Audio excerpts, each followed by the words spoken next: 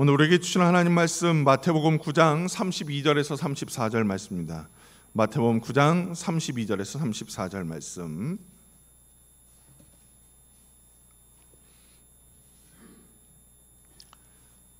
다 찾으셨으면 제가 받들어 봉독합니다. 그들이 나갈 때 귀신 들려 말 못하는 사람을 예수께 데려오니 귀신이 쫓겨나고 말 못하는 사람이 말하거늘 무리가 놀랍게 여겨 이르되 이스라엘 가운데서 이런 일을 본 적이 없다 하되 바리새인들은 이르되 그가 귀신의 왕을 의지하여 귀신을 쫓아낸다 하더라. 아멘. 예수는 소수자였다. 지난 주간 신문을 읽다가 발견한 타이틀이었습니다. 예수는 소수자였다는 제목. 아주 자극적입니다. 이 소수자라는 단어가 주류가 아닌 비주류였다라는 의미로 다가오기보다는 성소수자, 동성애자로 인식되는 것이 우리들의 현실이기 때문입니다. 그리고 가만히 그 기사를 읽어보니까 실제 내용은 차별금지법을 지지하는 기독교 단체의 성명에 대한 보도 기사였습니다. 이 기자가 그 차별금지법에 찬성하는 한 사람과 인터뷰를 했는데 그 내용 중에 그 사람이 예수도 당시에는 소수자였다라고 지칭한 것에서 아마 제목을 뽑은 것 같았습니다. 소수자 예수. 제가 주목한 건 이 제목을 대하는 사람들의 반응이었습니다. 글의 내용을 곱씹어서 읽어보면 인터뷰어가 말한 소수자는 당시 예수가 정치 종교 권력의 주류가 아니라 소수 집단, 소외된 집단, 작은 집단에 속해 있었다는 의견인 거죠. 예수도 당시 주류 사회에 참여하지 못했으니 당연히 예수도 소수자였고 그런 예수의 모범을 따라 우리도 이 사회에서 주목받지 못하고 소외당하는 이들이 차별당하지 않아야 된다. 그런 의미로 인터뷰를 했던 거죠. 근데 이 기자가 이런 전후사정 문맥 쏙 빼고 그냥 예수는 소수자였다 자극적으로 제목을 뽑아낸 겁니다. 문제는 이 제목이 앞서 말씀드린 것처럼 마치 예수가 동성애자인 것처럼 뉘앙스를 풍기고 있다는 거죠. 아니나 다를까 그 기사 밑에 달린 댓글들 가만히 살펴보니까 인터뷰 내용을 전체적으로 읽어보지 않고 그저 제목만 보고서 달려든 사람들이었습니다. 그리고 그들은 제 예상을 한치도 벗어나지 않고 소수자라는 말을 오직 성적인 관점에서만 받아들이고 있습니다. 그리고 예수를 어떻게 동성애자로 취급할 수 있느냐는 반박글 댓글들이 대부분이었습니다. 제가 이 기사와 제목에 주목했던 이유가 바로 여기입니다. 왜냐하면 이런 생각이 일반적인 기독교인들의 생각이거든요. 소수자 하면 대다수가 그냥 동성애자로 생각한다는 겁니다. 그리고 이런 인식은 차별금지법에 대한 무작정 반대하는 움직임으로 연결됩니다.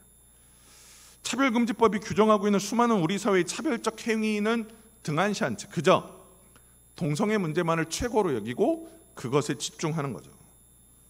그러면서 더 크면 된 그들 중 한 사람이 그런 주장을 하고 있는 이 성명을 발표한 단체들을 가리켜 이 사람들 정말 성경을 모른다 지적했다는 겁니다.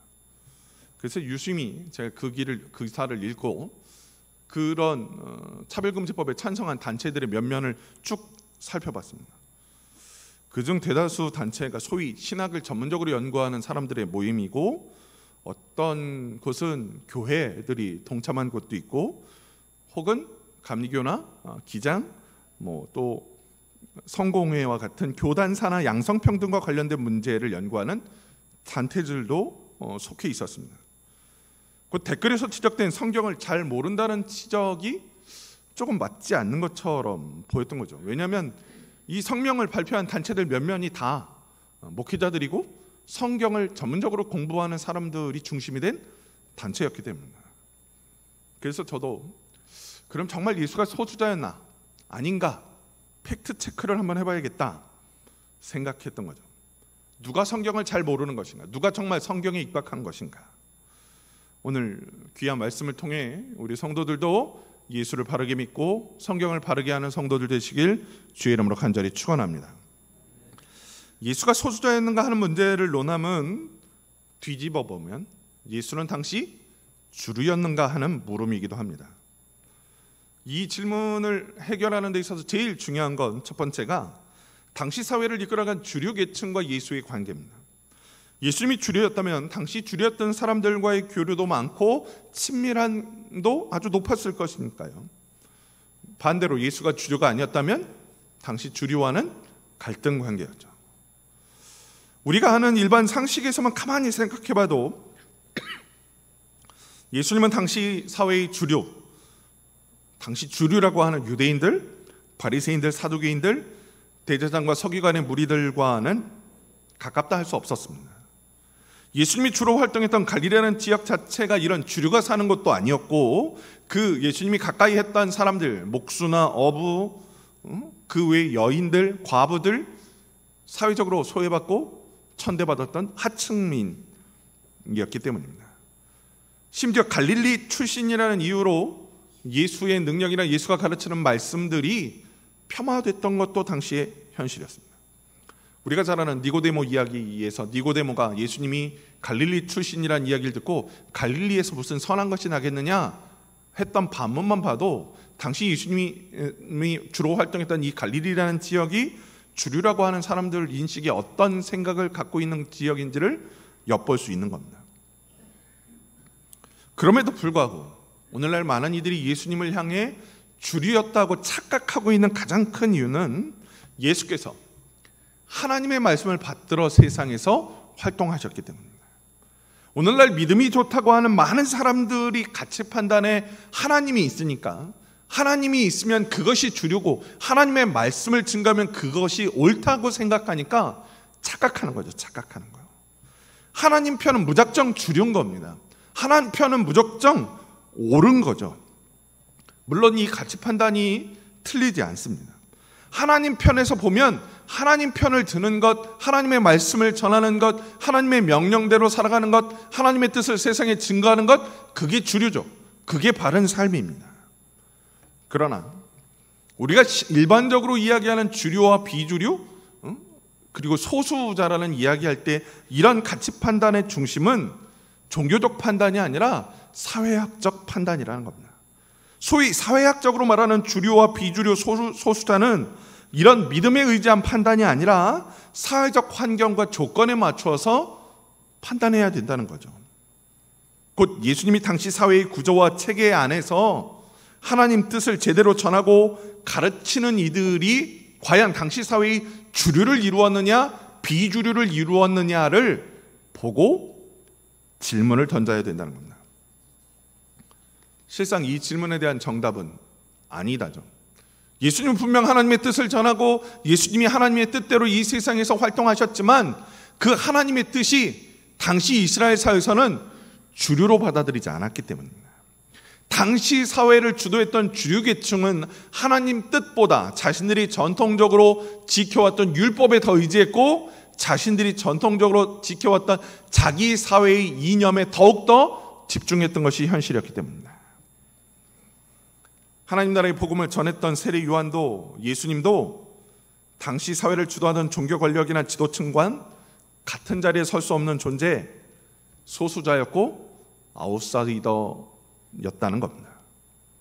특별히 오늘 우리가 읽은 말씀 9장은 예수님의 다양한 이적과 기사들을 본격적으로 증거하는데 예수님이 주류냐 아니냐의 문제를 논함에 있어서 제가 오늘 이 9장의 말씀 그리고 또 제일 마지막의 말씀을 택한 건 이 9장이 본격적으로 예수님의 공생의 활동을 묘사하고 있기 때문입니다. 그리고 예수님이 본격적으로 활동하면서부터 주류 사회와의 충돌이 드러나기 시작합니다. 그리고 오늘 우리가 읽은 말씀에 그런 부분들이 등장하는 거죠. 예수께서 당시 사회 주류와는 다른 존재, 주류와는 함께하지 못하는 존재임이 마태복음 9장부터 본격적으로 드러나기 시작한답니다. 먼저 우리가 읽었던 말씀 앞쪽 한번 볼까요? 마태복음 9장 1절에서 8절 말씀에 보면 중풍병자 이야기 등장합니다. 중요한 건 그 자리에서 예수께서 중풍병자를 치유해 주셨어요. 근데 그 치유하는 과정을 함께 있던 서기관이 목격합니다. 근데 이 서기관이 예수님이 중풍병자를 치유하는 모습을 보고 자신의 생각을 되뇌이는데 3절에 보니까 예수님이 그 중풍병자의 병을 온전히 치유해서 그 사람을 온전하게 하는 그 행위를 보고 이건 신성모독이다, 칭했다는 거예요. 예수께서 하나님이 주신 권세와 능력으로 행하시는 일들에 대해 서기관은 하나님을 모독하는 것이다 판단했다는 겁니다. 서기관이 누구였냐면 하나님의 말씀을 사람들에게 가르치고 해석해 주는 사람입니다. 그 누구보다 하나님의 뜻을 잘 아는 사람이 서기관이었대요. 근데 그 서기관이 하나님의 뜻을 받들어 행동하는 예수님을 향해 신성모독이라 이야기했다는 겁니다. 왜냐하면 지금껏 살아왔던 그들의 상식과 판단에서 하나님이라는 존재는 함부로 입에 올리거나 그 이름을 함부로 사용해서는 안 된다는 것이 그들의 상식이었기 때문입니다. 신성 불가침의 존재인 하나님을 감히 아버지로 표현하고 감히 그의 이름을 들어 이 사람을 치유한다? 그들의 생각에서, 그들의 상식에선 용납될 수 없는 거죠. 그래서 예수를 향해 이 자가 어떻게 하나님의 이름을 이렇게 모욕할 수 있냐 말인가 한탄했던 겁니다. 문제는요, 이 서기관의 인식이 당시 사회 주류를 형성하고 있던 바리새인들이나 대제사장 사두개인들의 주된 인식이었다는 겁니다. 그런 인식하에 모든 일들을 판단하고 결정하며 질병으로 고통당하는 사람들을 오히려 죄인으로 정죄했던 거죠.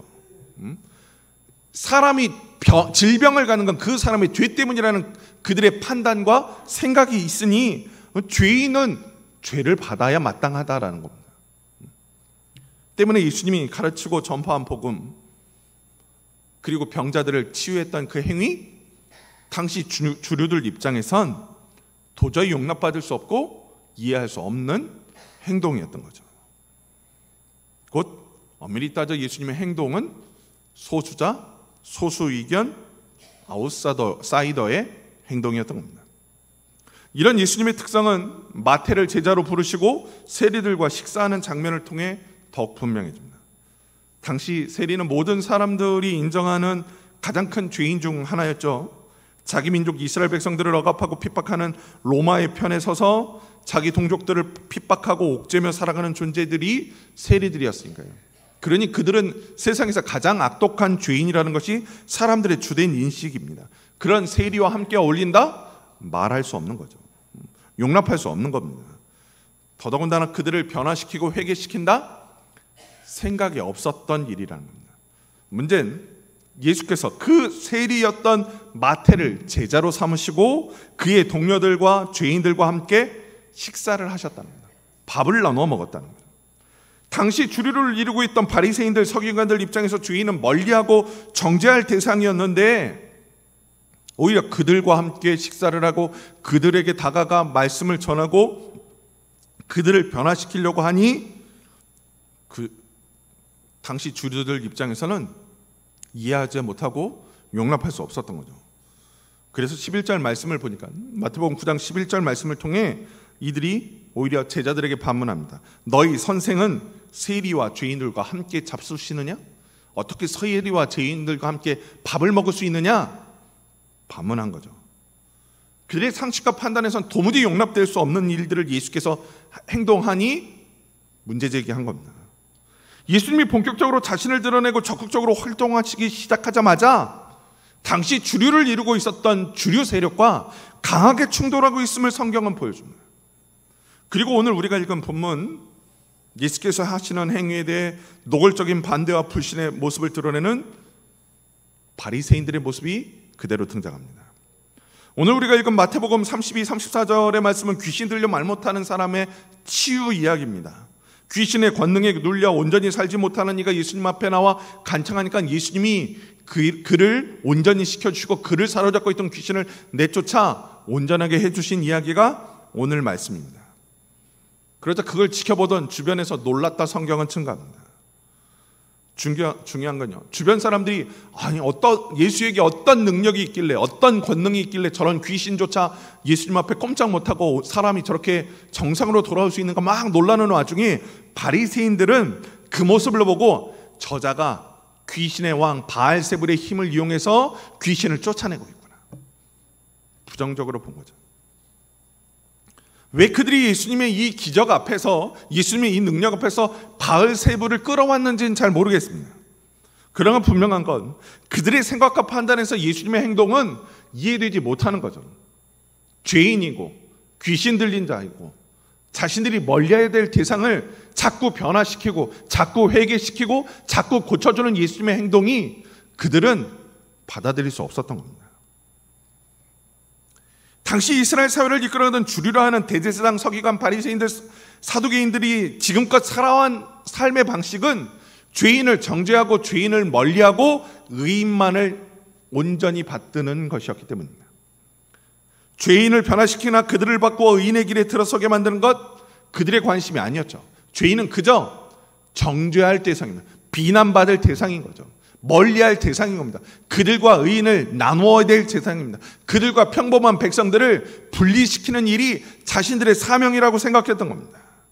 행여나 죄악의 씨앗이 공동체에 스며들어 이스라엘 공동체를 위협하지 못하도록 철저히 죄에 대해서는 강하게 꾸짖고 강하게 차단하는 것이 그들의 생각과 판단이었던 겁니다.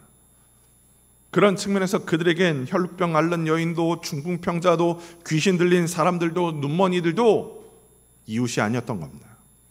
그저 경계의 대상인 거죠. 그리고 그들의 가치 판단에서 공동체 수호를 위해 가장 좋은 일은 죄인들을 차단하는 겁니다. 그래서 이방인에 대해 그처럼 적대적이었던 것이고 죄인들을 향해 강한 어조로 비난했던 것이고 정죄했던 겁니다. 그런 그들의 행동이 이스라엘 공동체 내에 확산될 수 있는 죄의 가능성을 줄인다 믿고 있었던 겁니다. 그러나 예수님은 그 공생애를 시작하시면서 그들의 생각과 판단이 틀렸다 선언합니다. 그리고 그 공생애를 본격적으로 시작하자마자 가장 적극적으로 그들이 틀렸던 일들을 바로잡아 나가고 있음을 오늘 성경은 보여줍니다. 그렇게 예수께서 그들이 틀린 행동을 바로잡아 나가자 얼마 지나지 않아 당시 주류를 이루고 있었던 바리새인들과 그 무리들이 예수를 죽이고자 논의했음을 성경은 증가합니다. 곧 자신들의 주장을 부정하고 새로운 주장으로 이스라엘 백성들을 움직이는 예수님의 행동이 매우 급진적이고 위험하다 판단했다는 겁니다. 그리고는 더 적극적으로 예수님이 하시는 모든 일들에 반대하고 적극적으로 핍박했음을 성경은 증가합니다. 중요한 건 예수님의 이런 일련의 활동들이 예수님을 소위 소수자의 자리에 앉게 만든다는 사실입니다. 예수와 같은 생각, 예수와 같은 판단, 예수와 같은 행동을 한 이들이 당시엔 거의 전무했기 때문입니다. 결과적으로 예수를 소수자로 지칭한 인터뷰에 대해서 일부 네티즌들이 성경을 모른다는 지적은 틀린 거죠. 오히려 성경을 모르는 이들은 차별금지법 제정에 찬성한 단체의 사람들이 아니라 무작정 반대만 일삼는 그런 사람들인 겁니다. 예수님은 소수자였고 오히려 소수자들의 편에 서서 그들을 구원하고 그들을 변화시키려 이 땅에 오신 하나님의 아들이셨기 때문입니다. 그래서 예수님은 스스로 나는 의인을 부르러 온 것이 아니라 죄인을 부르러 왔노라 말씀하셨던 겁니다. 그럼 왜 그들은 조금만 성경을 알고 조금만 말씀을 이해하면 쉬운 이 사실을 깨닫지 못했을까요? 결론은 공부하지 않았기 때문입니다. 하나님을 믿는다, 예수님을 믿는다 하지만 그 하나님과 예수님에 대해 가장 잘 설명하고 가르치는 성경에 대해 제대로 공부하지 않았다는 거죠. 읽지 않은 겁니다. 성경을 통해 확인하고 성경을 통해 하나님의 뜻을 찾아야 되는데 조금만 성경을 보면 예수님이 어떻게 행동하셨는지 금세 확인할 수 있는데 성경 대신 다른 거에만 집중하는 겁니다. 유튜브에 등장하는 엉뚱한 성경 해석이나 주장이 마치 사실인 양 그것만 찾아서 살펴보고 성경보다는 카카오톡 메시지를 통하여 전달되는 출처도 알지 못하는 그 정보가 마치 성경인 양 그것을 믿고 그것을 따르는 사람들이 대다수라는 겁니다. 그러니 우리 사회에 아무리 이단과 사이비가 넘쳐나도 감히 그들에게 맞서지 못하고 이단 사이비의 뿌리를 뽑아내지 못하는 것이 우리들의 현실인 거죠. 오늘날 한국교회의 가장 큰 문제는 바로 여기에 있습니다. 정작 성경 공부의 주체가 되어야 될 성도들이, 성경을 가장 잘 알고 가장 열심히 읽어야 될 성도들이 그 성경은 외면한 채 그저 읽기 편하고 아주 자극적인 기사에만 쫓아가고 몇몇 사람들이 전해주는 카카오톡 메시지가 진리인 양 쫓아간다는 겁니다. 그리고 출처도 알지 못하면서 어느 대학 박사가 어느 외국의 누가라고 이야기하면 마치 그것이 진리인 양 100% 맹신한다는 겁니다. 말씀을 읽고 기도하면서 하나님의 뜻을 구하는 삶을 살아야 되는데 그저 떠먹여주는 것만 받아 그것이 성경의 전부인 양, 그것이 말씀의 진리인 양 착각하며 살아간다는 거죠. 여러분, 세상에 완전한 건 없습니다. 저도 이 자리에 서서 말씀을 증거하지만 때로는 제가 증거하는 말씀 중에 오류가 있을 수도 있는 거죠. 왜냐하면 저도 인간이니까요. 그래서 말씀을 준비할 때 몇 번이나 읽어보고 몇 번이나 기도하며 몇 번이나 많은 책들을 찾아보면서 오류가 생기지 않도록 노력하는 겁니다. 근데 그것보다도 더 중요한 건 그 오류를 밟는 가장 기본은 우리가 건강한 겁니다. 사람이 건강하면 음식이 약간 상해도 큰 질병 얻지 않습니다. 건강하면 약간 상한 음식 먹어도 가볍게 이겨내는 거예요. 근데 몸이 안 좋으면, 몸이 약하면 조금만 상한 음식 먹어도 큰 중병에 걸리는 것이 우리들의 일반적인 모습이잖아요. 신앙도 마찬가지입니다. 말씀을 받아들이는 자가 신앙적으로 건강하고 신앙적으로 튼튼하면, 말씀의 기초가 튼튼하면 행여나 약간 틀린 말씀을 들어도 내가 스스로 조정해서 받아들일 수 있는 거죠. 때문에 우리가 진짜 신앙으로 제대로 살고자 하고 진짜 하나님의 영광에 찾아 들어가고자 한다면, 정말 우리가 하나님의 영광에 동참하고자 노력한다면 우리 신앙의 건강을 위하여 말씀을 가까이 해야 되는 겁니다. 더 열심히 말씀을 읽고 기도하며 그 말씀을 배워야 되는 겁니다. 그럴 때 무작정 비판하고 무작정 비난하는 몰상식의 현상들이 우리 주변에서 줄어들게 될 것입니다. 오늘 주의 전에 나와 예배드리는 우리 태성교회 모든 성도들이 먼저 주의 말씀으로 건강해지는 주의 백성들 되시길 주의 이름으로 축원합니다. 우리가 믿고 의지하고 우리가 붙들 건 오직 하나, 말씀밖에 없습니다. 그 말씀의 전문가 되어 이 땅에 잘못된 상식에 빠진 수많은 사람들에게 온전한 진리를 전하고 바른 예수 그리스도를 전하는 거룩한 주의 증인들 되시기를 우리 주 예수 그리스도 이름으로 간절히 축원합니다.